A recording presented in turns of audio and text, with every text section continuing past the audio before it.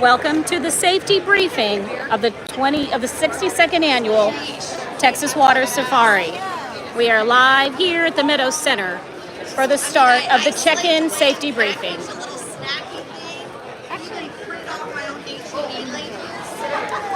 Do you want to try to mount it? Yeah, I'll use that. All right. Everybody can hear me? All right, we're good. We're going to get this thing rolling.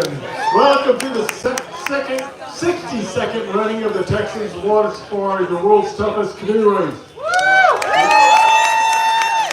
We have another big year, a high water year. So something that we haven't had in years. We've got a total of 164 teams entered this year. A few always drop out the morning of, which I've already talked to a few teams saying they're not so for sure they want to do it. So we'll see. We've also got a lot of questions about the possibility of any kind of postponements for the safari. The race is going to start tomorrow. Jay Daniels, when he does the race course description, is going to go into pretty good details. There's some possibility, just want to prepare you for it, and Jay will talk about it more. If we're still in flood stage way down the river, we may have to call the race earlier than planned. It's only happened once in Texas Water Safari history. We don't expect it to happen, but we're not going to have good numbers on flood stage until tomorrow afternoon. We just made the decision, let's roll with it. So we'll figure out what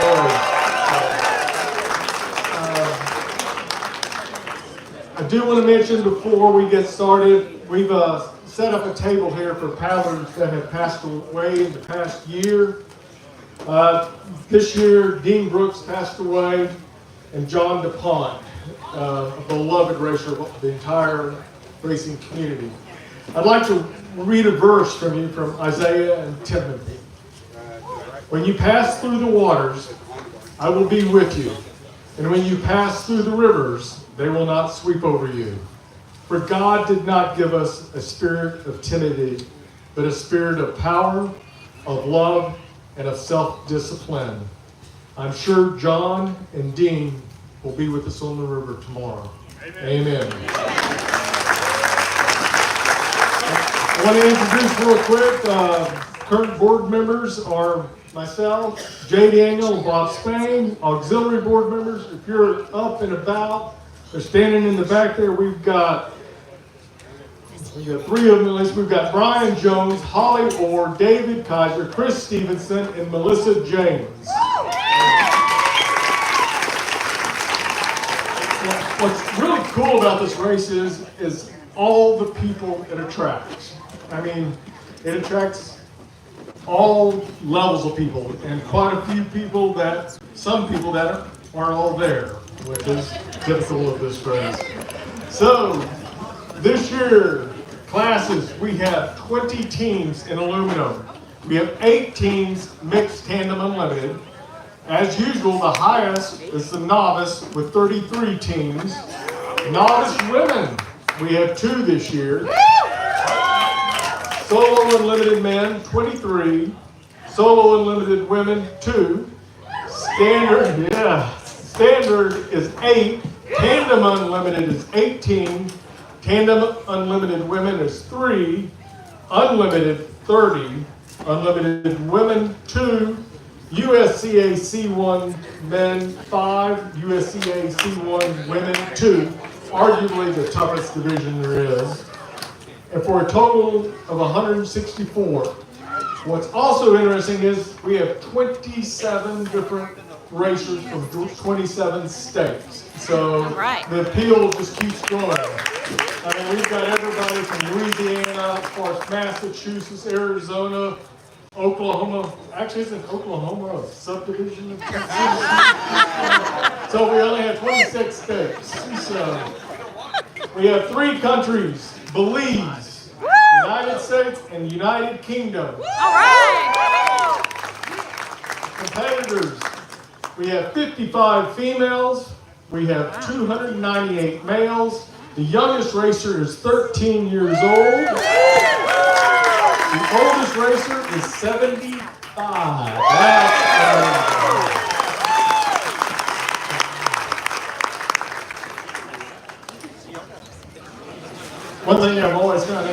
some of the boat names y'all picked. I don't know where y'all come up with some of these names, but some are pretty clever, like You Better Believe It, Buff Paddlers, in honor of Possum Belly, Easy Monday, Pain Cave, Huh? El Cuckoo, The Century Club, Judy and the Jets, Mama and the Monkey, What Could Go Wrong? That could be different this year. Zoom Zoom Aluma Zoom, Homage to Wittenbridge, Treebeard, Strategic Ignorance, We Took a Little Trip, Rash Decisions, Hot Girl Summer, Stay Slow. This one I'm not sure who's naughty and who's nice. Instead of the chain smokers, we have the chain strokers. Last year, I believe they were the aluminum can. This year, the aluminum can last stand. And Life Ain't for Sissies. Last year, they were She's Right, I'm Wrong. She's Right, and I'm Still Wrong. But the best t-shirt I saw walking around today was one that said on it, the San Antonio Bay Swim Team. Let's hope that doesn't happen this year. I also want to thank, real quickly, to Robert Mace, the Executive Director of the Meadows Center, Carrie Thompson, the Director of Operations. A big shout out to Miranda Waite, Deputy Director of Education. She's the boots on the ground that makes us get everything done around here and helps us through all the logistics. But a big part of the race also is our sponsors, and Bob Spain wants to talk a little bit about that. Before I do that, I'd like to go ahead and introduce you to our speaker who will welcome you. We're fortunate to have Ms. Rebecca Rivera, and she's with the San Marcos Convention and Visitors Bureau. I think they've been a major sponsor for us for at least 13 years or so. And she's here today. She's been with the Convention Center for about 25 years. One of her main jobs is to market San Marcos as a premier travel and shopping destination. Over the years, she's received a number of awards, such as the San Marcos Chamber of Commerce Citizen of the Year, the Education Foundation Distinguished Alumni for San Marcos, Women's Hall of Fame, and she says she's blessed to live and work in her hometown. As a native of San Marcos, she takes great pride in her community. And she's also working with us, and I think most of you did fill out, competitors, team captains, the survey that we asked, are you staying in San Marcos Hotel or bed and breakfast? And they're working with us to try to get a handle on how many people come to this event. And she also has staff behind me, you can't see them for all that, raising their hands back here, that have some information. They're also handing out some of the smaller waterproof bags. We've got 2 different sizes today. I'll talk about the others a little later. But let me turn it over to Rebecca and let her talk to you for a second. Welcome everyone, what a beautiful crowd. And the weather is not too bad. I expected to walk in under this tent and just die. But here we are, we're all still smiling. But just a welcome to the participants, the mosquitoes, the support team, and your family members who are here today. On behalf of Visit San Marcos and the City of San Marcos, welcome to our city and welcome to the beautiful headwaters of the San Marcos River. Woo! Beautiful. In 1963, when Frank Brown first organized the first water safari, we, San Marcos, welcomed 58 teams for the 12-day race. 2 boats actually finished. And today, as you mentioned, we have 160 plus teams who braved the challenges of both the San Marcos and the Guadalupe rivers, and of course the Texas heat. I hope last night's rainfall, well, you did mention that it is going to cause some problems, but hopefully that'll add to the speed as you're going down the river there. We are simply beyond grateful to the Texas Water Safari Board for so many years, and the countless volunteers, but so many years of organizing this event. 62 years now. So we just hope you enjoyed your time here over the past couple of days or last night, and we look forward to seeing you next year. And all of you, you got it, especially that 13-year-old. Where is that 13-year-old that's doing this? And if they're in here, raise your hand or jump up and down. Well, okay, they're probably still sleeping, so, yeah, so they're getting their beauty sleep for tonight. So anyway, thank you and welcome.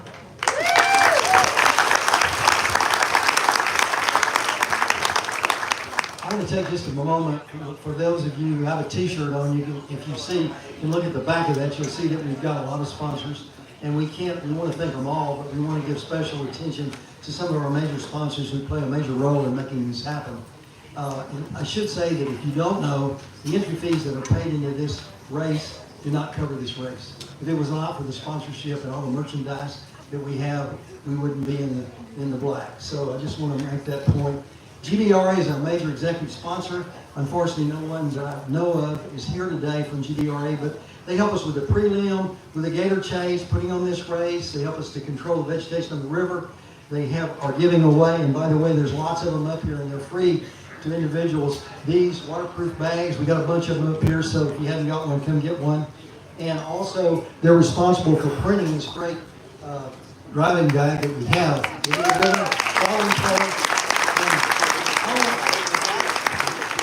On that subject, is Kate Tart in the house? Kate, are you here? Raise your hand and whistle. Is she around? Anyway, Kate is our editor and did a great job on this. If you look at it, we've made some changes. Everything's in color. We do have a new checkpoint at Oheim. It's in here. If you hadn't been there to that point, well, it's just a couple of hundred yards before the normal bridge where we had the checkpoint before. We also would like to thank Smithco in Houston.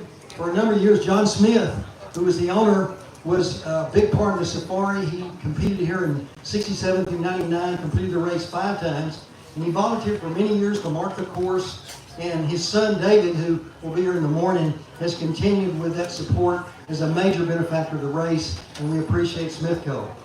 Junction, Texas Up and Back Race, there's a banner behind me back here. White, are you in the room somewhere?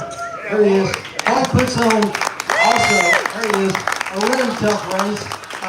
It's not for everybody. You have to go upstream about 18 miles or so, and then downstream 18 miles or so on a river that's got at least 6 inches of water in it most of the time. So it's really tough. And by the way, Hoyt is the only one I can think of that's been crazy enough to do the race finish 21 times in an aluminum boat. So 21. Yeah. Thanks so much. And by the way, his race is on August 30th of this year. The next major sponsor is John Boogie. John's right here. John, raise your hand. John has several things I can talk about. One is about 20 of the boats that are floating around that say Boogie Canoes on the back is boats that he owns, and he has a rental for those. And John also has the distinction of completing this race more times than anyone else. There's a little plaque hanging up here on the front. I talked to him today, and I think he's done 47. He says 46, but we'll have to work that out later. He said he'd take that. Anyway, and the last one I want to mention is Gus Fried Chicken. Gus's Fried Chicken, they're in a location here in San Marcos, one in Austin, Houston, Dallas, major cities. They're in about 14 different states, and I have had their chicken recently. It's really good. So we want to thank them. And the last one is Explore Victoria, which helps us in a big way on the prelim and the gator chase. And those are the main things. But I do want to say one other thing. By the way, we have a bunch of merchandise up here that you may or may not know about. And one new thing, and I've just got to plug this. This is a shirt that we're doing this year that has on the back, Alan, as you turn it around, all the women that have completed the Texas Water Sport are on this shirt. I think there's about 240 of them that have finished this race. And so the women make up about 10% over the years. In the first few years, sometimes there were no women, but there's more and more women, as Alan mentioned a while ago, and so more and more women keep coming in. But right now, the numbers are about 90% men who have finished and 10% women. Okay. Real quick, before we turn it over to Jay, I do want to thank Bob Spain. He keeps the money coming in for this race. I mean, he has a thankless job that he goes out there and hustles and allows us to do the things that we can do for all of us.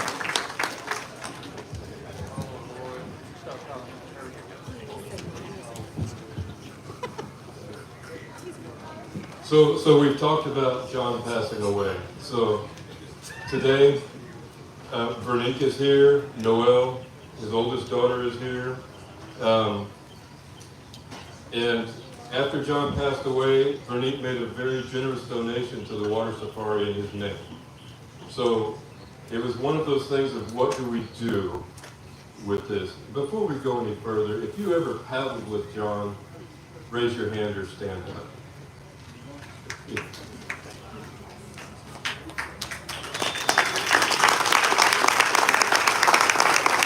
If you ever had a shovel in Big Red, stand up.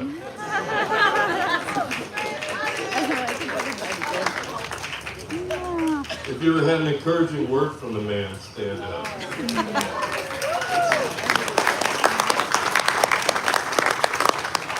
The first time since 1987, not counting 2004, that I've had a conversation with the man at check-in.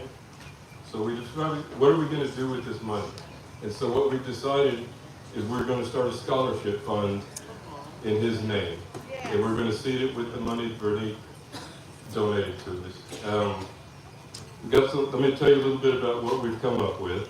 The John DuPont Scholarship / Grant Fund provides financial assistance to support initiatives that will enhance conservation and projects and the paddling community.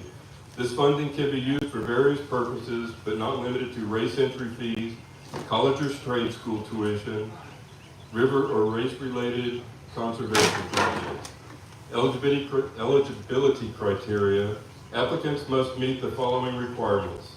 The project or funding request must be beneficial to the river or the race community. Previous participation in the Texas Water Safari does not disqualify applicants. To complete the application form, it'll be online, and the submissions will be reviewed biannually. So, just a few things about the man. Josh Halloran came to my house and he said, "Jay, I made a sticker with John's picture on it, and they're up here just to give away. They're not to make."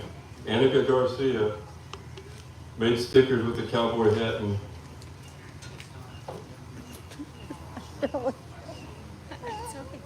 John's initials on it. And to raise money, we have a shirt that pretty much exemplifies John DuPont. All the proceeds from the sale of these shirts, which I guess we can get them off the table now because we've been hiding them back there for the last little bit, is going to go towards funding the scholarship. Sandy, you're going to kill me, man. And also, if you just flat out want to make a donation to the John DuPont Scholarship Fund, you can do that.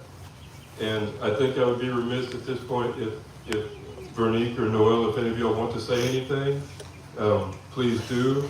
And if you don't want to, I know that's not your normal way, and that's okay too. I'm very, yes, it's so nicely, I'm so, I have to go there.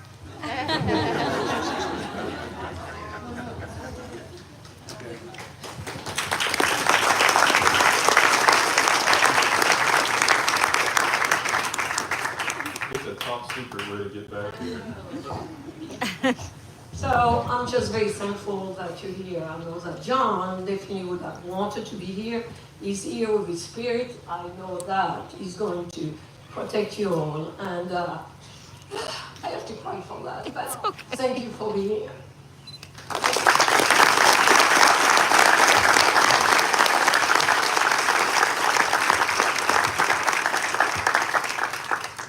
Okay, for the key for this race to be successful are the volunteers. And this year, y'all really stepped up to help. I really appreciate the help. We're up to 82 volunteers. Some are working as little as 2 hours. Some are covering 100 hours. So if you're not racing at some point in previous years, I know several have already come up to me and said they'd like to volunteer next year. We'd love to have you. Two of our biggest volunteers that actually keep all of us moving and going in the right direction is Joy Spain Imshoff and Kristen Daniel. They are amazing. We really could not do this race all the grunt work is done by them. I also would like to point out, actually we're gonna go ahead. Yeah, I've got 2 volunteers that have been amazing over the years. In fact, I'd like to call them up right now. Not only are they great volunteers, but they're also great friends. They've been around forever. Jerry Nunnery and Kevin Bradley, please come up. I know you're here. You can't hide.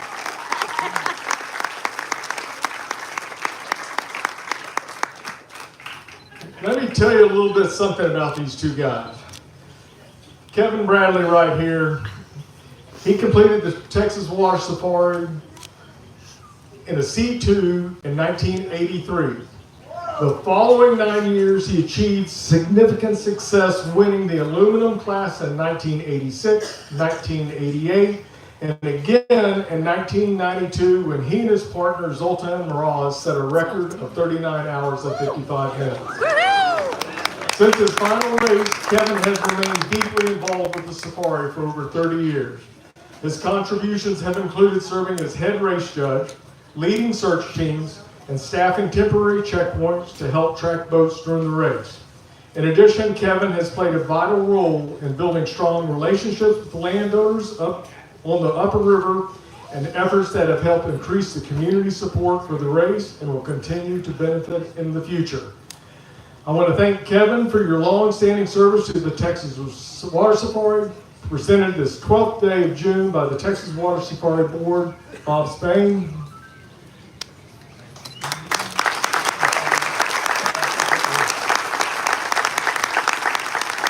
And last but not least, the nun, or Jerry Nunnery. Both these guys are pretty ornery. Has distinguished himself as a fierce competitor. In fact, I had a racer once tell me back in the 1980s, that's how dated we are.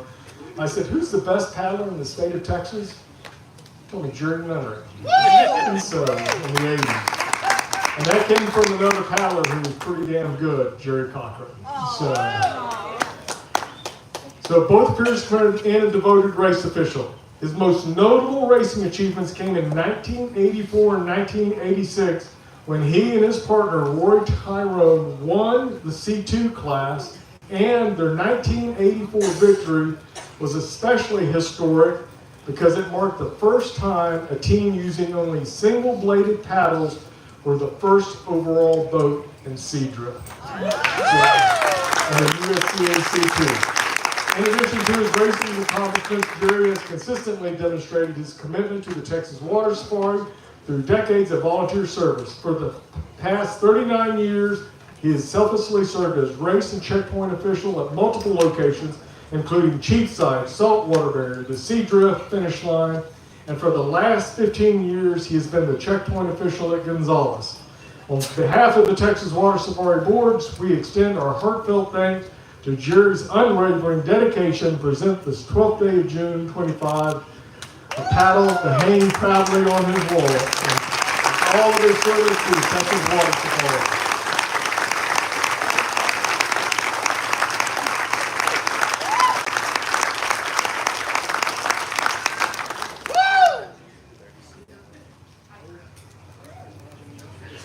Brian Jones, you want to come on up? Is he still here? I don't even know if he's around. Oh, come on, Brian. Brian this year has the honor of being not racing and serving as assistant race chairman. And his first thing to me was, great, the first time I volunteered to help, we had high water. All right, so I'm gonna make this quick. I'm just gonna point out a few people that are important if something bad happens. So let's start with the head race judges. So Vance Sherrod, and Melissa James. Melissa is back there. Vance is These are the two race judges. So anything race judge related, like rules infractions and things like that, we'll go to those two people. Now, if you have an issue, find anyone wearing a race official shirt and we'll figure out how to get them involved. Director of Search, Daryl for all, which is Daryl, stand up. There's Daryl in the back. anything related to a team that gets stuck or stranded, you will help coordinate that rescue. I've been rescued once. It's a fun experience. You rescued me, actually. I just sat in the middle of aluminum. These two guys I didn't know paddled me to the next bridge and got out and yeah. Communications, Daryl Klemenchuk. He may not be here.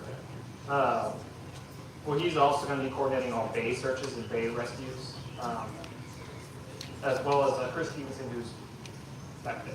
So you're probably not going to remember all these faces or names, so just if anything happens, just find someone with a race official shirt, or usually it has something on right here.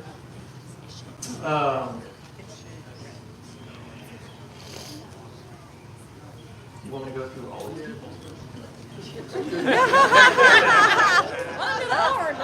I just learned about this today. I didn't get the time to prep. All right, so sweeps judge. That's Mary Wilson. Mary, where are you? Where are the She will be closing down every checkpoint. So if you're going up against checkpoint cutoff, you'll see her. You probably don't want to see her, but. Director of Tracking, that's Sam Friedman. Sam? I heard Garmin's down, so.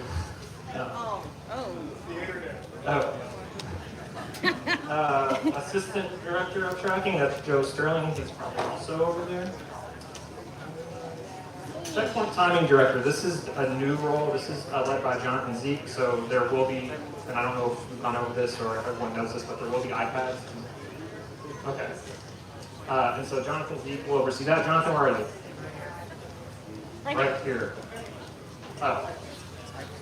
So if you have any issues with timing, again, go to us with the race official shirts. We'll find him. Social media, everyone knows Patty.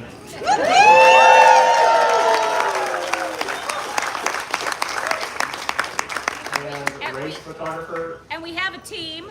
There is a team. Our social media team will be all along the race course. Please smile. We have Sandy Yonley on drone. Kate Tart, when she's not busy, she'll be helping out. And then we've got Jill Mulder and Trav Sin, her husband. He will be droning as well. And live streaming. And we have 2 junior members. I just want to give them a shout out this year. We have a new member, Jason. Where's Jason? Jason, are you here? Jason's going to be sneaking around the course. There, he's over there. Great job, Jason. Okay, there he is. In his non-safari shirt. We got to get him dressed, y'all. But we have 2 new junior members, y'all. Kennedy Tart and Eden Yonley are officially on our social media team this year. So please smile.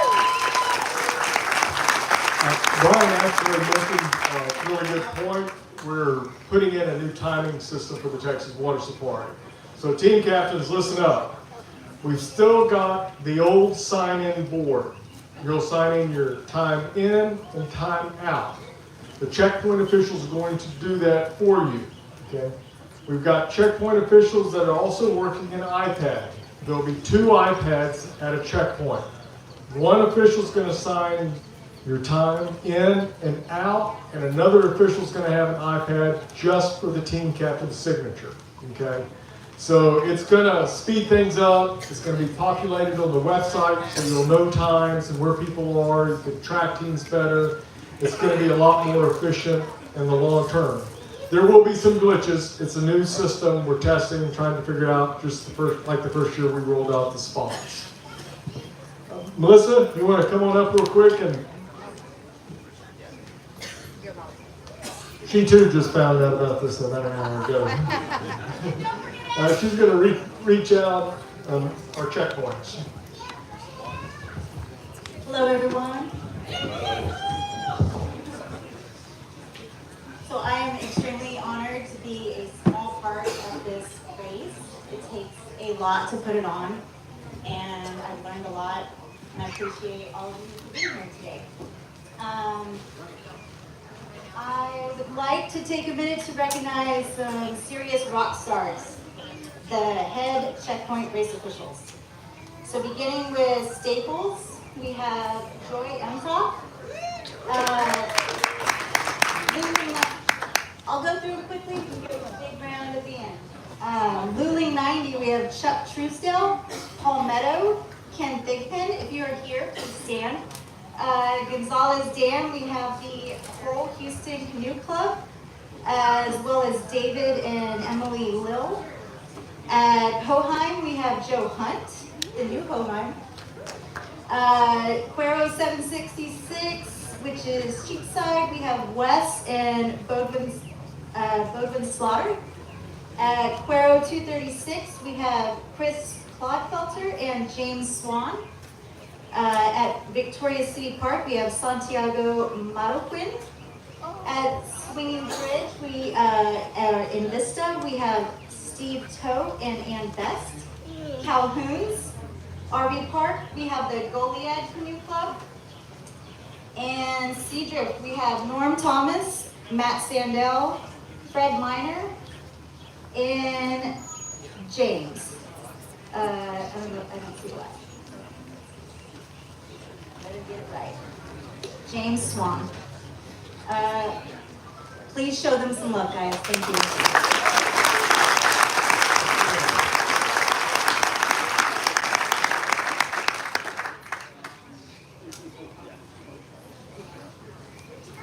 Bob, you're going to talk real quick about the Brad Ellis Award and explain what it's all about. Some of you who have been here a few years already know about this, but I would like to definitely cover it for new folks as well.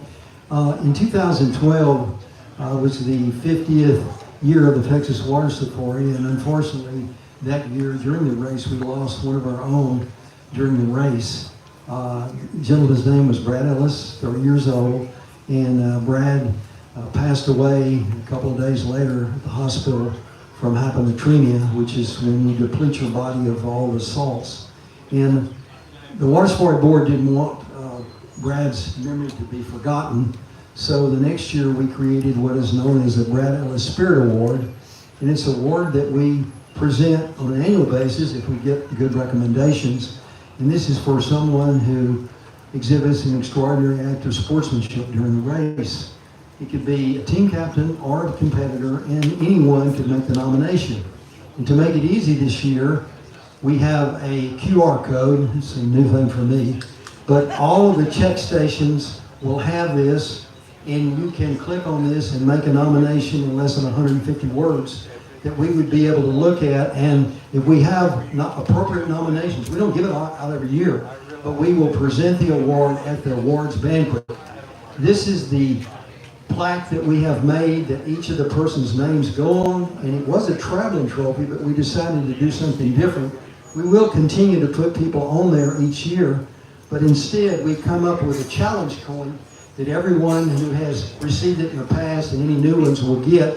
It's one of the challenge coins that has a picture you can't see from there, but it's a 6-person vote, and on the back it says Brad Ellis Spirit Award. His spirit lives on in our deeds and actions. So if you witness something as a volunteer, if you're working the race or not, anybody can make a nomination, and you just need to go to a checkpoint official, click on that QR code, fill it out, and then we'll consider it at the end. And we just don't want Brad's memory to be forgotten.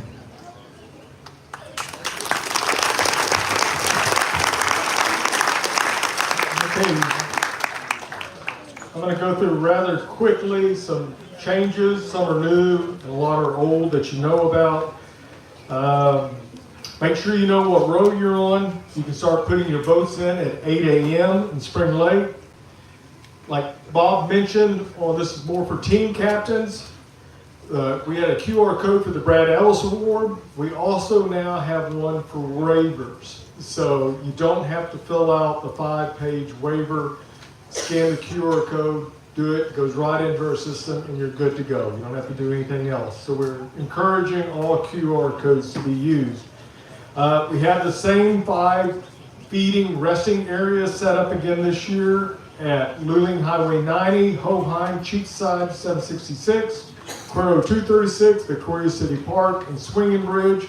Note, if you're going to be there for more than 10 minutes by your boat, You're gonna have to drag your boat up and go to a resting or sleeping area. If you want to eat and drink at your boat for about 5 to 10 minutes, that's okay, but you have to stay within 20 feet of your boat. There's some questions about Rio Vista. It is open. We have set up this year for a rules infraction committee that's going to have 5 people on it. So if there's a rules infraction filed by another team or a race official sees something, that team captain will be notified about the infraction witnessed. A rules infraction committee of these 5 people will investigate, come up with a time penalty or no time penalty.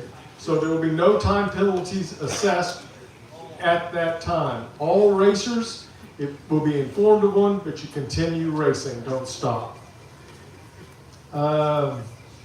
I had down here saltwater barrier was a mandatory portage, but I don't think that's the case.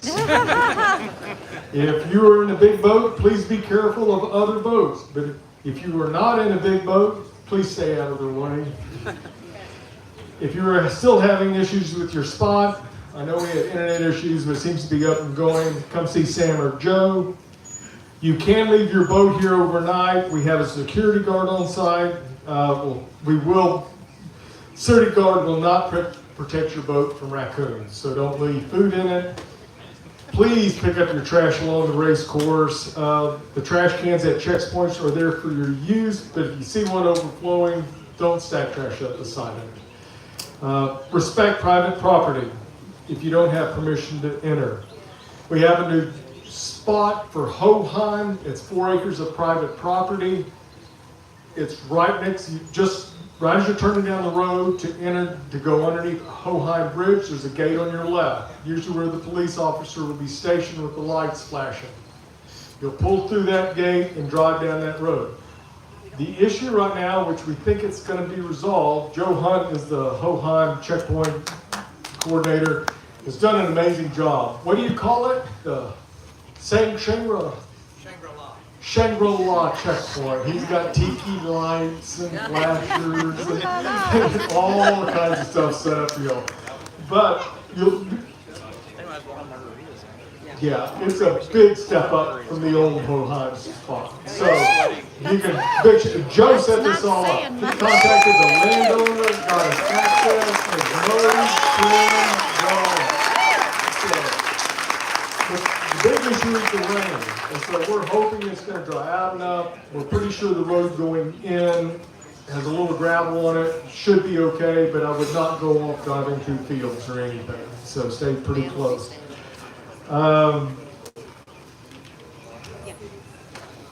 Palmetto, that could be interesting. The checkpoint official there, who's not here now, asked to remind you we are selling parking passes here, so you can get those for Palmetto State Park.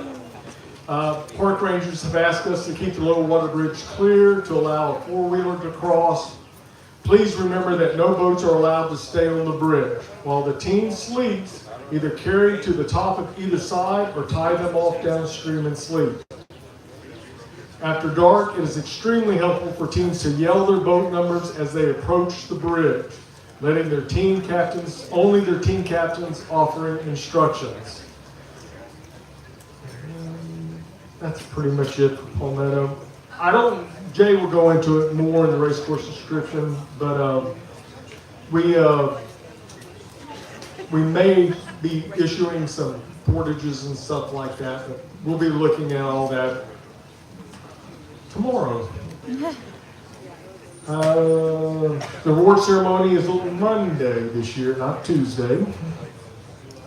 We're going to start serving food around 11:30 a.m. The actual banquet itself will be at 1 p.m. And I expect a high turnout this year with this one. So, all teams are required to have a Spot Garmin tracking system. The last year's spots, this is the last year that spots are allowed. We go strictly to Garmin's next year. You can follow the race on social media. I want to remind racers cell phones are mandatory.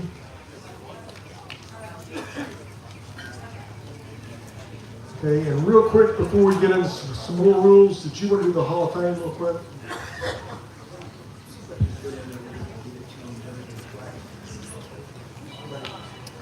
Okay, we're going to talk, now we're going to present the annual Hall of Fame. In 2012, the Water Safari Board decided to recognize those people that have been so dedicated over the years and continuing to come back every year. Not sure why. Who would do this race more than once?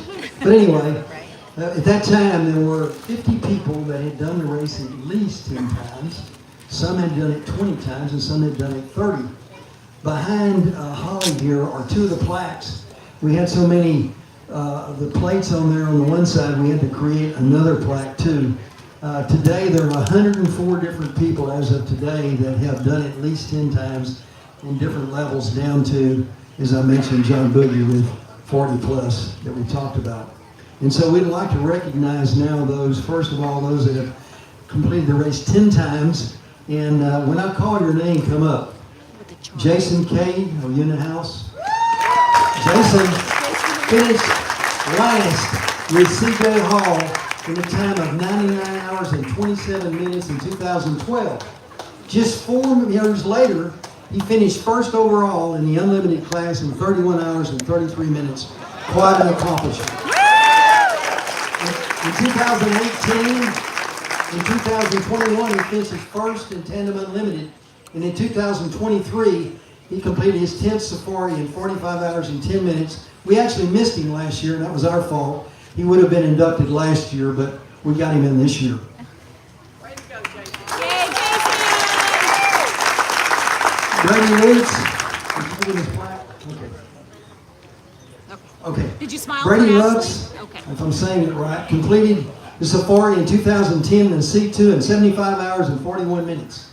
Over the next 13 years, he raced C1, C2 once, Tandem Unlimited 3 times, and Solo Unlimited 4 times. And in 2023, he won Solo Unlimited. In 2024, he finished his 10th safari in Tandem Unlimited. Congratulations. Chris Stevenson completed his first water safari in 2008 in a Tandem Unlimited in 68 hours and 50 minutes. He's raced Unlimited, Solo Unlimited, and USC C1 over the years. And last year, in 2024, he completed his 10th safari in aluminum, 32nd overall. And as we mentioned, he's part of our auxiliary board, and we appreciate his help.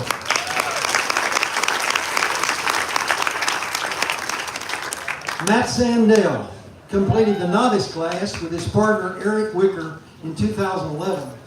Eric said they went like 80 hours with no sleep, but that's hard for me to believe. He won USC C2 in 2015. He won aluminum in 2017. He won standard in 2019.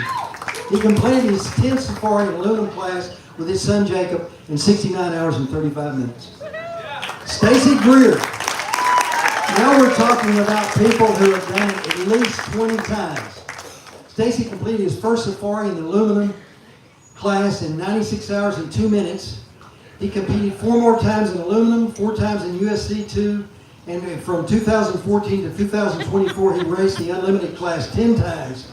And last year, he completed his 20th safari in the unlimited class in 73 hours and 41 minutes. We've already mentioned Joe Hunt, and I got to give him another attaboy. He's done an amazing job of securing a place at Hoheim, working with the landowners, working with the highway department, working with anybody else he could twist their arm to make it a better place. Cutting brush, mowing grass, and I've been down there with him one time. Joe completed his first safari in 1975. Wow, that's almost 50 years ago.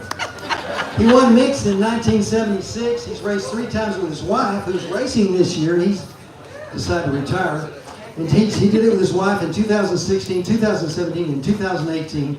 And in 2024, he finished his 20th safari in the unlimited class in 83 hours and 33 minutes. Thanks a lot, Jim. A couple others, I would be remiss if I didn't mention that the design of this shirt, a lot of hard work went into it, was by Jesse Staus. She did the design, so give her a hand. And also, I want to mention and thank Roy Kleinsasser. Over the years, Roy has volunteered. I'm trying to get him to be our permanent archivist. He hasn't said yes yet, but he has been very helpful in providing all the statistics we need for the Hall of Fame and other things that we work on. So appreciate him very much. That's all I have. All right, up next, we need to go over just a few of the rules. David Kaiser is going to lead off and be followed by Chris Stevenson. Howdy, everybody. All right, so we're going to talk a little bit about rules, and I like to scan the crowd. So if I'm talking about anything in particular and I'm looking at you, I'm not here to call anybody out. What I am here is, I firmly believe that this is the greatest event in the entire world. Many of you are elite athletes that have dedicated a lot of your life to paddle racing. Many of you are here to find out what you're made of. Many of you are here because you love someone enough to TC for them. The reason this is so grand is every single one of us in this tent is drawn to something meaningful and deeper. Sure, the rivers are beautiful and the bay. There's adventures to be had. Everyone's coming out of this thing with a story in the next 3 days. And there's just all these crazy, awesome fellow travelers that we're going to see along the banks and on the river. But in this race, both for the racers and the TC, you must truly survive. And that taps something deep in our core. Everything matters. It's what you eat, what you drink, how hard you push, how hard you conserve your energy. Everything counts. And we touched on something like in our core that will literally change you somewhere in between the headwaters and sea drift. And to me, that is what the spirit of the safari is. And so the rules are written to preserve that spirit of the safari. So everybody signed a waiver and certified that you have read the rules. And the reason we press on this is because we want to keep this competition fair and we want to keep that spirit alive. Cheating, intentional cheating, rarely ever happens, but rules are broken often, and it's most of the time it's unintentional. And so I want to talk about a few things that happen that we view over time, just so you can watch out for it as you make your way down the river, especially on day 2 when things get a little weird. So first one up is course instructions. So in the past years, we've had low water bridges where we ask you to portage. Now you may have trained all year to go under that bridge. It's a huge annoyance and no one's around and you can just pop under that just because you don't want to go around it. What you end up doing is you cheat all the other boats out of those few minutes that did apply those rules and did go around that bridge. So be cognizant of your other racers, be respectful of that. Another one is TC empathy, especially down the way. You're going to see your team out there, you're going to be seeing them struggle, and you're going to want to give them a camp chair, you're going to want to give them a blanket. I get it, but what you're giving them is an advantage over the other teams, and you're also cheating them of that pure experience. So be mindful of that. Every year, one of the boats forgets to bring batteries. And so, if you forget any kind of equipment, it's real easy, especially if you're TC and you haven't read the rules, you may just pass that along. It's something really easy to do. But again, you're robbing the other teams of that time that you can make up by having that light at that night. So paddle in the dark. By now we should all be able to paddle in the dark anyway. And then finally, the helpful TC, I like to call. This is essentially, again, my hat is off to the TCs. Everyone is so passionate about getting their boats down the river. And when you're down there in the water and your racer's there, you want to go hands-on. And so this could be something just as simple as pulling a light off while your racer is eating a sandwich. But that is assistance other than verbal, and it's really easy to mess this up. And so just be very intentional and be mindful of how you're actually supporting your team. So my request to you all is respect and preserve the spirit of this race. If you see an infraction, I highly encourage you just to say something to that team. It's real simple. It's like if you see someone sitting in the seat, be like, hey man, that's not cool. Like I said earlier, it's often completely unintentional, and that can be it. It doesn't have to be a big thing. If you have questions, you can always reach out. Anybody in a blue shirt, your checkpoint leads, they're happy to answer these questions and explain this to you. We do have an official protest policy that you see in the rules. This usually comes for major protests. It comes at the end of the race, and so that's the $100. And often this gets misunderstood as anytime you want to bring something up, you have to give the safari $100. And that is not the case. Questions are always free. So be open and over-communicate, just like you would in the boat. So all of the vendors, the volunteers, the racers, the TCs, and all the crazy little feral kids that are running along the bank barefoot. Everybody involved in this race. They're free range. The free range children, sorry, not feral. They're a little feral. Mine's running around here somewhere. We are all cut from a different cloth. And, at the end of the day, we're all chasing the same experience. So be safe, be informed, be intentional about everything you do, and by God, go fast. Chris Stevens has been talking over the rules. This is the lawyer part. And he's a lawyer. Well, somehow I get the task of going through all the rules with everybody. Okay, first thing I want to say, preface this, nobody on the safari board who's associated with the race judges, we do not want to give penalties, we don't want to ding anybody, we don't want to disqualify anybody. That is not what we want to do. We want to see every single person who's entered this race finish. Period, the end. I know there's been controversy in the past about rules infractions and penalties. Everybody up here is doing the absolute best they can, and nobody wants to see anybody get a penalty. That said, we also have to protect the integrity of the race. This is the world's toughest canoe race, and that means that everybody has to follow the same set of rules. Otherwise, it's not as tough for one paddler as it is for another. The other is that we've got to keep it fair, we've got to keep a level playing field because of the competitive nature of this. There's a lot of people who take this very, very seriously, and for one team to get an advantage over another is just simply not fair. So I'm going to read some of the major rules. The first thing is I want to remind everybody that you have entered this race at your own risk. The Texas Water Safari Corporation, its race officials, checkpoint officials, and sponsors are not liable for accidents to personnel, meaning your health and safety or damage to any property or equipment during the race. If you feel you have a medical emergency, your first thing to do is to call 911. Don't call a race official first, call 911. There are a lot of people who are volunteering to search for people who will help people, but your first call has to be 911. Also, after you call 911, notify the nearest checkpoint official or race official. If we launch a search boat, I want to remind you that we only will rescue people, not boats. That said, if you have a boat that you need to pull out, if you get that known, if you just put that out there, there will probably be 10 or 20 people who step up and will say, let's go get it. The safari is not responsible for that, but I guarantee you that there's a lot of people on this tent that will help you do that. Okay, in addition, I need to remind everybody about the required equipment that you're required to have in your boat.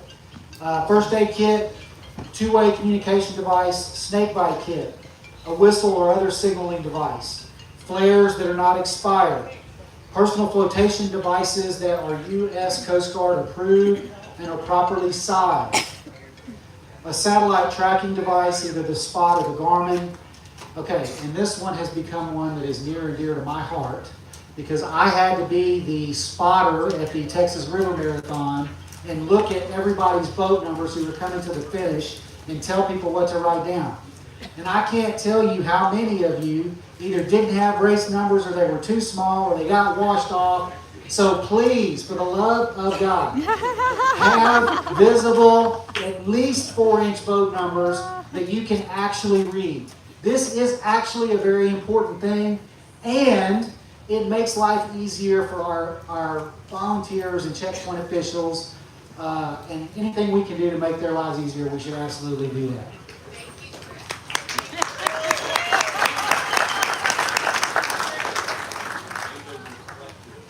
And they must be reflective material. I'm reminded of that. Okay. I'm going to go through cutoff times in just a second. A couple other things. We also have placards for TCs. This may not seem like a big deal, but it is. If we need to find a TC, having that red placard on your dashboard makes it a lot easier to identify people. It identifies you as being part of the race. It identifies you to any race official, to police officers, or whatever. So please put that on your dashboard. If a team drops out, you must sign out at that checkpoint or downstream at the next checkpoint. please do not just go home and not tell anybody that you're not dropping out of the race. Because, believe it or not, behind the scenes, there are a lot of people paying attention to who's still in the race and where they are. And if we cannot find you, that will spur people into action. It will start getting local law enforcement involved. It is a big deal. So if you dropped out of the race, you may be disappointed, you may be angry. Wait to, cry your sorrows out or whatever you're going to do until after you have told somebody that you're checking out of the race. Okay, before I read Alan's favorite rule, I'm going to go through the cutoff times. This is another big deal. If you do not make it to a checkpoint by the official cutoff time, you will be disqualified from the race. Period. End of story. No exceptions. Okay? So, the cutoff time at Staples, 2 p.m. Friday. The big one, the one that catches the most people, is the Luling Highway 90 checkpoint at 8 p.m. Palmetto, 6 a.m. Saturday. Gonzales, 2 p.m. Saturday. Hoheim, 4 a.m. Sunday. Cheapside, 11 a.m. Sunday. Cuero 236, 3 p.m. Sunday. Victoria City Park, 6 a.m. on Monday. Swinging Bridge, 4 p.m. on Monday. Calhoun's, 3 a.m. on Tuesday. And Swan Point, the finish line, 1 p.m. on Tuesday. Do not make the mistake of making these your goal times. That will lead to disaster. Okay? So, enough said about that. Okay. Alan Spells' favorite rule. In formulating the rules that govern this event, every effort has been made to foresee all situations and problems that might arise. However, officials of the Texas Water Safari Corporation retain the right to change or amend any and all of these rules at any time without liability or recourse from any party, regardless of the circumstances. Should such changes or amendments be made, all entrants will receive notification of same. Now you see why they have the lawyer read these. You want to say anything about these? All right, Jay's going to go into the race course, which I'm sure you'll have some questions about. All right, normally, this is the fun part for me. And we kind of do a comedic, how do we get down the race course today? However, it rained last night. It's been raining all up and down the course today. So, things might change. So that's the very last rule Chris read is we can make whatever rule we have to do. Let me start at the bottom and then I'll go back and we'll do the race course.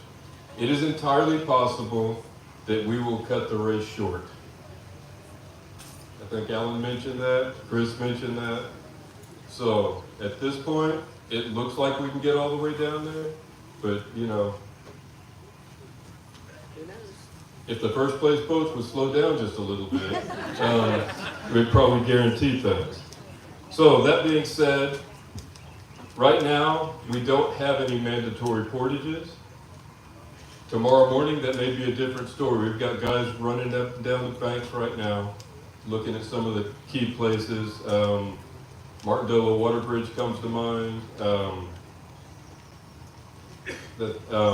Skulls comes to mind. Some of these things. Skulls is pretty unlikely since they rebuilt it, but it's a possibility. Most of the bridges through Prairie Lee and everything have been rebuilt to a higher level. But anyhow, the first obstacle you're going to run into is about 300 yards that way. Everybody's got a there's a map around here somewhere. I haven't seen it recently, but everything is blocked off. Go look at it in the morning, because where you can go is where there is no caution tape. Pretty easy. However, some of you are going to be smack dab in the middle, and some of you are going to be coming from the back, and there ain't no reason for anybody to get hurt at this portage, because the closest race we've had in the last 20 years was 5 minutes, and it wasn't anybody who's going to be stuck at that portage.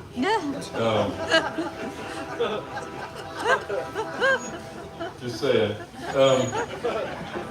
Rio Vista, Alan touched on this short. Very quickly, I can't even hear it at this point. At Rio Vista, the access is restricted, but it is not closed. There's fencing around there, but the gates are open, and you do not have to pay on Sunday or on Friday. If we're on Saturday or Sunday, hey, look, there's something good about starting on Friday. Free entry to Rio Vista, and so just bear that in mind. It's not going to be quite the free-for-all. Parking is somewhat restricted. They have been shutting the lot off on the south side of the river over there, so bear that in mind. At Thompson's Island, or Cape's Dam, or whatever you want to call that bloody thing, you can go right or left. There's probably enough water to actually go left today. But you cannot go under the road bridge. Let me know if I'm saying it right. You cannot go under the road at the mill race. You have to go under the road bridge where the main river channel goes. One of those things, you know, it's been, somebody alluded to it earlier, it's like somebody said that somebody did, you know, it's like, you know what Willie Nelson said years ago, if you ever found out who they was, I'd have killed that SOB years ago. So don't come tell me that they did this or they told me. If you didn't see it, or if you don't want to deal with it, I don't care at that point. Clear about that? Cummins Dam, you can portage right or left or over the middle, I don't care. Don't go over the middle, and Jason Cade is not allowed to go over the middle. Going on down, the cottonseed is available for spectators. Thank the Perkins family. Make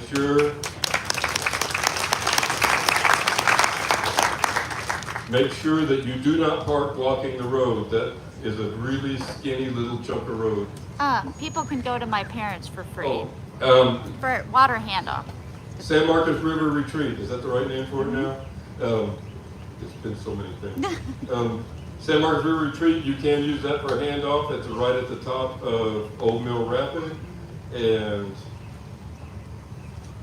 it's no entry fee, anything like that today or tomorrow. I guess you don't need a handoff today. And if you need one on Sunday, it's too late. So that's available. So I need to hit some of these road bridges as well. Westfield Road, you know, the parking is very restricted along there as well. If you decide that's your spectator spot, do not stand on that bridge. It's not safe. I mean, some of these things, there will be police officers there as well. Sometimes they give me a ride. Skulls, no big deal. Go under it. Looked okay a little while ago. You've gone through all the rapids at that point. Who knows? This is the best thing about rain like this. Everything you've learned for the last 6 months doesn't mean squat. I mean, this is, you know, it's like you're all even at this point. You could be from like Norman, Oklahoma or something, and you would be equal to somebody from Austin, Texas, which still wouldn't make you equal to somebody from College Station. But that's another story. Another story altogether. Staples is going to be a hassle. They're doing construction on the Staples side of the road. The Staples Police Department will be out in force. Every police officer from Staples will be there. All 3 of them. But that being said, it's controlled by traffic lights right now. Those lights are set for a long delay. They're like 6 minutes. Every morning I have to wait for that thing before I go to San Antonio. So just be patient. Do not, under any circumstances, unless you are a race official, park inside the gates at the checkpoint. I don't care if you've gone and you've gotten permission, you do not have permission if you're not a race official to park in there. Clear about that? Yeah, and really it's so jammed up. I would recommend we would recommend that only team captains go to this checkpoint this year. I mean, the traffic is going to be that big of a hassle. And besides, you know, the people downstream, their bridges need some love too. From then on out, we get our regular old race course with just a little more water. We're going to go our 10 miles down to Fentress. At Fentress, do not park at Amigos without paying the entry fee, or if you're a member of the TCKRA, have your sticker displayed. Don't do it. As a matter of fact, that applies to any private property. If you do not have permission, don't do it. Some of the other things that are along those lines, when you get down to Stairtown, it's written in the guide now, but whoever owns that piece of property where the old roadway went has chained it off. The gravel bar. Yeah, the gravel bar right below the bridge. Whoever owns that piece of property, it's a trust, so we haven't figured out who it is yet. Chris, you want to get on that? They've chained it off. We don't have permission for you to go down there. So unless you've somehow cracked the code and you know who owns it and they've given you permission, do not go down that road. And you can still, you always have right of way at every bridge in Texas, pretty much. You can make that steep climb, but at that point you might look for Plan C. From there, we're going to get to Luling 90, the infamous Luling 90 checkpoint. It's going to, maybe it's not going to be a big deal since we had this rain. You're either going to wreck out or you're going to be fast enough to get there in time. Yeah, that's right. We've made a deal with the city of Luling, and we've rented out the entire Luling 90, so it's not going to be quite the party spot that it's been in the past. Your tax dollars or your entry fees, for that matter. Where is that? Yeah, Bob's sponsor money. At Luling 80, where's Tim? He hates that call. He sings all these different names. Luling Dam, Zedler Dam, Luling 80, whatever you want to call it, or Luling City Park. It's all of those things.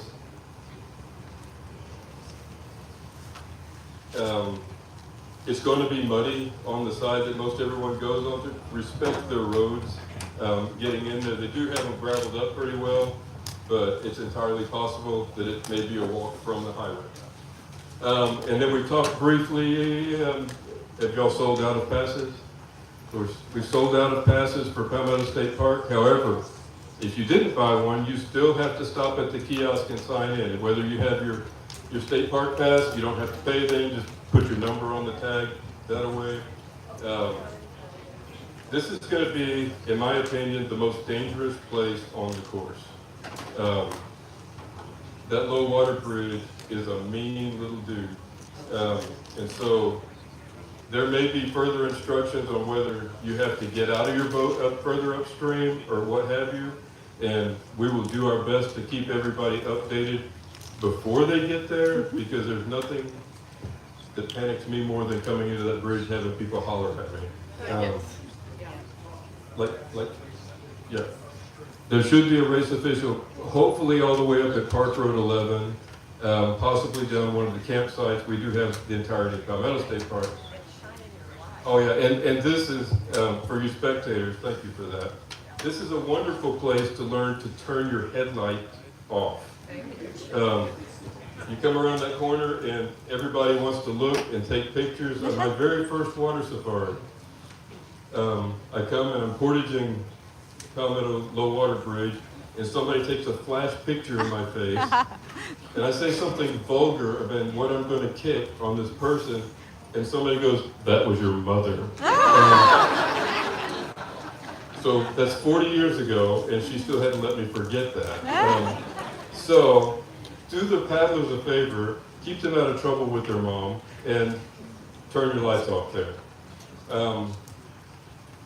Anything else we need to cover on Palmetto? But please make sure you get that parking pass as one way, shape, or form. We get on down. Who knows? Maybe we got some new jams in that section. That would be fun, huh? especially if you're coming in there at night. It would be like the night race Caitlin gave us a few years ago with the log jam that was infested with poison ivy and all those things that nobody had seen. That was a good time. Oh, was that a good time.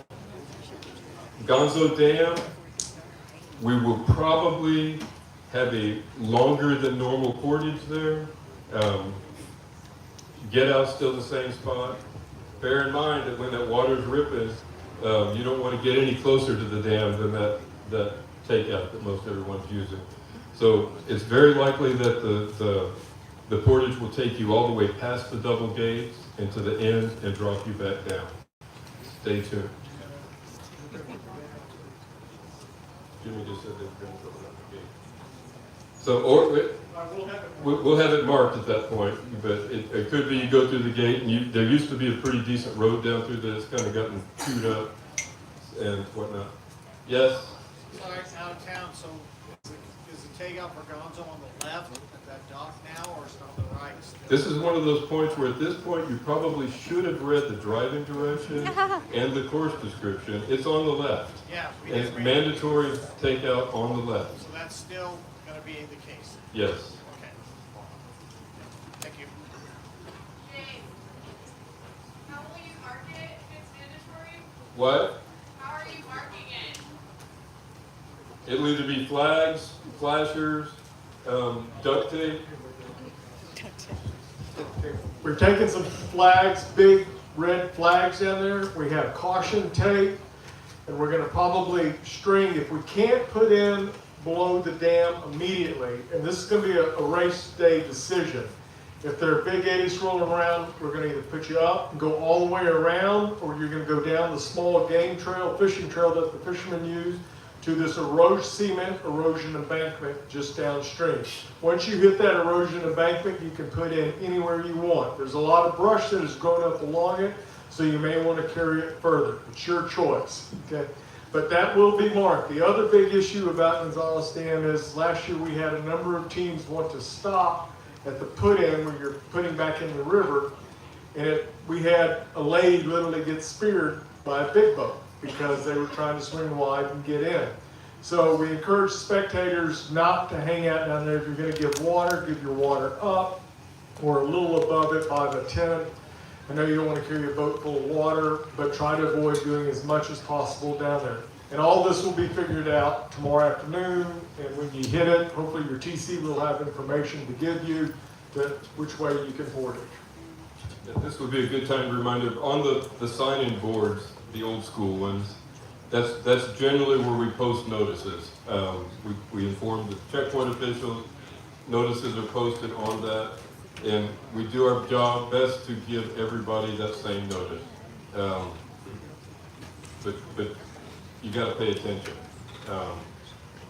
And a lot of this, when we get to the Guad, it's a whole different story. It's going to be a lot of water, but there's not a lot of stuff that eat you. However, some of you that are pretty new to this probably haven't paddled in any water before. And so you get a whole different animal with those eddies and everything kicking you around. And, if you swim, it can be a long swim, so be prepared, as the Boy Scouts like to say. The Hoheim checkpoint, we've talked about it several times. It used to be referred to as the armpit of Texas. Joe's calling it Shangri-La. Oh, hell. What did I say? You said Gonzo. Oh, No, he said I meant Hoheim. Hoheim. Yes, maybe I just don't even want to say Hoheim. Menopause. Sorry, menopause. But and this is important, you're going to go through a gate, but when you go down the road, you're going to go just like you've always gone down to the bridge. And that gate is almost at the bridge that you're going to cut over on. And it's amazing the work that they have accomplished on that road to get down there. All the potholes are fixed. Somebody actually trimmed all the trees. I didn't get any new scratches on my truck the other day. That's like the first time in as long as I've had a truck, which is a long time. So bear that in mind. That said, if it rains enough, it could be its own special place in hell, because it may get too wet to get out into that pasture. Not likely, but possible, so be prepared. From there on down, then everything gets pretty normal. You're gonna get on down to Cheapside. Cheapside and high water is kind of what it used to be like when Cuero Dam was really a thing. Cuero Dam is going to be potentially a scary spot because the river kicks around and every time it floods, it does a new little dig out of all those channels through there and piles stuff up. So, you know, if any of you have like great dreams of you need to go paddle this evening, that would be a spot to check out. Drive for 40 miles, 80 miles, a long way, and go paddle. From then on, everything's straightforward. You're actually getting enough water to start washing out some of the little rapids. That'll be kind of neat because you're actually getting to go sort of fast if you're normally kind of slow. The next place that's going to be dangerous, that's not true. Everything on this route is dangerous. The next place that is a common hazard is you have the sweepers just past where we started the prelim. You have the sweeper just past the Thomaston Bridge. And then the one that's really managed to get people the last few years is if you go left at the Highway 77 bridge and you go back behind those islands, there is a stump that wants to send you for a ride. Where's Bobby Smart?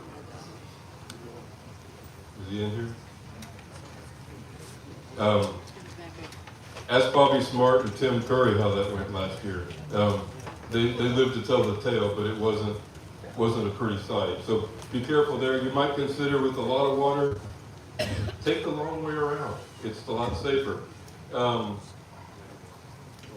am I missing here? Victoria City Park it's actually going to be nice that you don't have to crawl down to the river. It'll be up on the boat ramp, so that'll be a pretty nice handoff. The piece of property right below the Loop 175, Highway 59 bridge is open to be used. I can't remember the family's name. Drive something. But it's open. You don't have to go down to the actual bridge right there. They've cleaned it up. It's pretty nice. From then on out, we're at 175. So in 105 turns from Loop 175, you will get to Swimming Bridge. Trust me, if you need something to do for that 6 hours, just count it, or 4 hours or 2 hours if you're fast. There are some hazards reported in that section, so be aware. If you didn't scout it, I'm not going to tell you what they are. Then we get to Swinging Bridge. The checkpoint is at Invista, just upstream of where the checkpoint has been. If you've been around long enough, it's where the checkpoint used to be. It's a nice concrete boat ramp. Invista's done a really great job of cleaning that up for us. And so no longer do you get to hang into the slippery, silty mud with the alligator. You get to stand on a nice concrete boat ramp with the alligator. But the alligator's still there. Now we get down to everybody's favorite section of the river, the cuts, right? We're going to go down. We've made it through the railroad trestle, which has probably caught a bunch of logs the last little bit, so there may be a portage there. So bear that in mind. How do you get through the cuts? I don't know. I hadn't been down there this year. But I want to know which one of you suckers has all that orange paint? Because that's graffiti on private property. Bear that in mind next time you go to Markham. The game cameras will show us at some point. They're down there. So you might want to come talk to me about it later. Can you go through Alligator Lake? As of right now, you can. As a matter of fact, the gauge I keep watching is the Bloomington gauge. That's probably going to be the gauge that determines whether we're able to continue the race past Swinging Bridge. Somebody said that there's not a mandatory portage at saltwater barrier. We don't know the answer to that at this point, actually, because when they redid saltwater barrier, it's no longer inflated or deflated like that. It's got steel channel in there, so we may have, it may forever and ever be a mandatory portage. I hope not. I really, really hate it.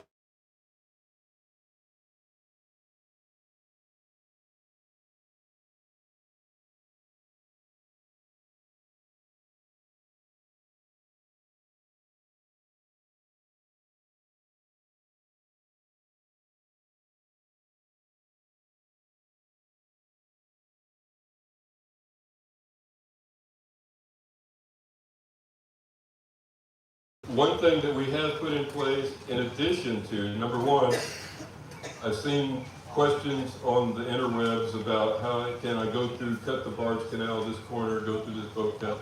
You cannot go into the barge canal. That will be at least a 2-hour penalty. If you're a repeat offender, it may be more. That's just how it is. Also, if you go more than a mile past the finish line, it sounds funny, right? Who would want to go past the finish line? Nobody. But we've had it happen. And so if you go past a mile past the finish line, it's going to give us an out of bounds warning. We will come and get you, and there will be a penalty involved of some sort. You know, we can't afford to have somebody trying to paddle the Port O'Connor. I mean, the food's good, but you know, it's just they hadn't made the finish line. And at that point, we've gotten to the end. Are there any questions? What side of the pier is the finish line on? The finish line is where the finish line has been the entire time we've been there, which would be, if you're looking at the bay, it's to the left of the pier. If you're standing on the pier, looking inland, it's to the right. Okay, so if you're paddling in, it's to the right of the pier. Correct. Okay. Yeah, I keep forgetting about the new pier because, you know, it's not a driving hazard, and if you haven't looked at it from the bay, it's your own problem. Because Patty hates it when I say that. It's their own problem. It's the world's toughest canoe race. It's not like we're going to give you a GPS track to get down there. You can probably find that on the internet, but try to follow that through the cuts. Any other questions? What? Oh, so we will still have the yellow light. However, I've taken some, there's no police officers here, are there? Yeah. I've taken the flashers that might be like you would see on a police car or something. Only the blue and green and white. And they will be on the bay side of the finish line. So look for that flashing if you're there at night. And you look for them flashing in the daylight, but you wouldn't see them. They are pointed a little bit more towards Seadrift than the main bay, so you know there is that. But you know that's a whole lot better than the one blinking light we used to have. Any other questions? Raise it up high. If the race gets called a swinging bridge, are we likely to learn that in advance, or are we going to learn when we get there? Well, it depends on how fast you are. If you're the first boat there, you might not know it till you get there. If you're getting there later on, you'll know. I mean, I don't mean to be trite, but right now, it looks like, I mean, going from, and look, I know every one of you are looking at the same gauges that we're looking at. I mean, I've seen everybody walking around like this. Don't text me, don't call me, don't send an email to TWS@TexasWaterSport.org. And don't ask me on the Facebook, And people, do not I ask don't Patty know. on Facebook. Because quite frankly, we don't know right now. We're doing the best we can. Yeah, oh, I did. But I think I asked, you had a question back here?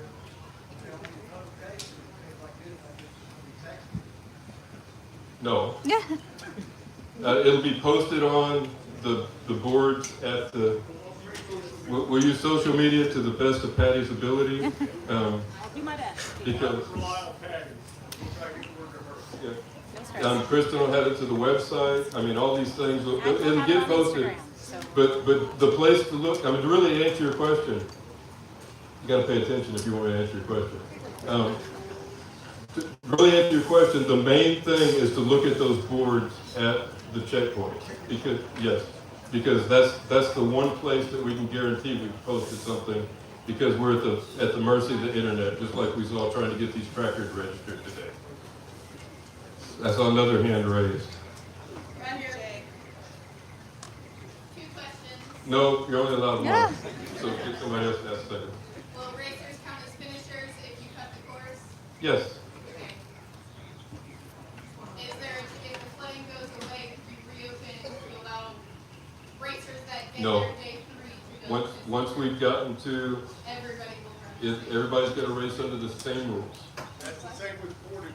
So if we put in a mandatory portage below Gonzo, the water drops by the 90th boat that gets there. You still do the long portage. Give him the microphone, nobody heard.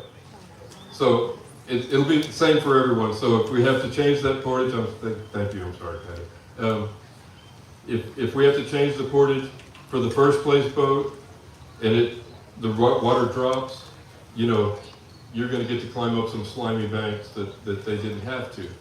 On the other hand, the one thing that can happen is we can put in a mandatory portage, and we have, behind the lead boats, because the conditions are changing as such. Did that answer both of your questions? All right, you're in the bonus. Somebody?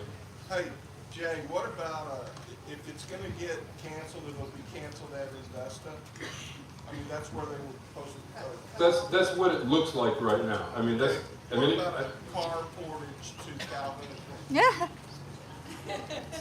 How about not? I mean, just the logistics of all that would just, no. I mean, it'll either go all the way, or we're gonna call it in Vista. At this point, we could call it Victoria if it's that bad, I mean, just, we're gonna do the best we can. And good job, yay. What? No postponing is great. Yes. No, yes. Does the fish fry go on if it ends early? Hell yeah. I mean, we just get more time to eat it. If you call the race at a Vista or any particular spot, does everybody have a chance to get to that spot, or is everybody ripped off the race at that time? The plan is that everybody races to wherever we stop the race. I mean, again, everybody's racing under the same rules. Probably the most extreme example we have of that is the 2000 water safari. The boats in the lead had the advantage of pretty good water. The boats in the back had the advantage of really high water. We was really scary water because we had floating log jams and all kinds of weirdness happening. But that was a good question. Any others? Yep. Yeah. I'm pretty sure I did, but you can go around the restaurant if you want to. Matter of fact, the facilities folks opened the fence that everybody's been so happy about, and to the point where UPD, University Police Department, thought that somebody had vandalized their fence this morning. And it's like, please call your facilities folks and don't arrest me. It was David's idea.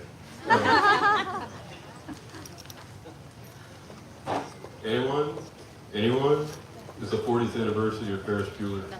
Bueller. And Alan has 2 quick things, and then we can go eat. We got a bunch of dry bags up here.